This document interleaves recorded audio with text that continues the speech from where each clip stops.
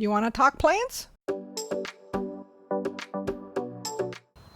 Early May, here at the Pacific Rim Institute, together with miner's lettuce, Claytonia perfoliata, family Montiaceae or Montiaceae, cousins, Claytonia sibirica here in the Pacific Northwest, or Siberian miner's lettuce, and farther east, Claytonia virginica, spring beauty, named in honor of John Clayton, Virginian colonist botanist. Claytonia perfoliata is an annual herbaceous plant that starts blooming as early as February and can go on till May, depending on altitude and latitude. And its native range is on coastal and upland western North America, from Alaska, central British Columbia, and all the way south to California, and even farther south to Central America. Its basal leaves have a more or less triangular rhomboidal shape with a very long petiole, and they form a very nice rosette. When it's ready to bloom, its upper leaves are fused, creating this appearance of Elizabethan color surrounding the raceme of several small white to pink flowers.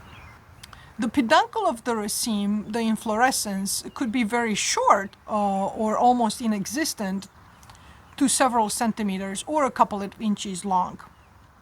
These fused leaves subtending the inflorescence is what gives its specific epithet of perfoliata.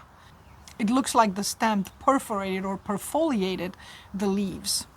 Miner's lettuce name comes from the fact that during the California gold rush, miners were using them in spring to prevent scurvy, as it does provide vitamin C.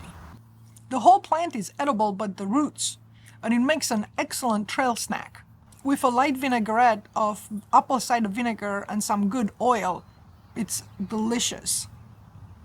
Even though it's not related to lettuce, which is in the Asteraceae or composite plant family. But otherwise, it does have oxalates, the salts of oxalic acid, which are not good for your health, being a nephrotoxin. Luckily, you cannot eat too much of it. First, you might not be so lucky to find this abundant patch that grows so much better here in the shade. If you look at my right, it's actually much smaller in the sun. It does prefer the shady areas. If you do live in the Western North America, I strongly encourage you to forage it or even maybe plant it. It does produce numerous black seeds and they grow in dense populations. As I said, much more luscious in the shade. But I don't recommend it growing it elsewhere in North America or elsewhere. It might not be invasive, but why push it? We have other native plants in other locations. So even though I don't recommend you growing it in other places where it's not native to, if you are in the western side of the Western Hemisphere, you might want to try some of this miner's lettuce.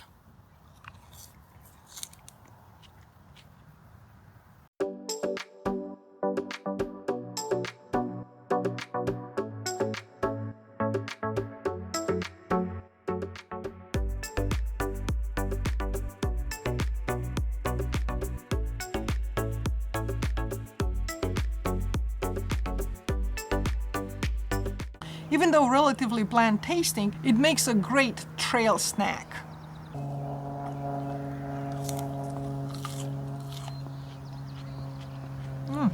Wow, what am I talking about? This is really good.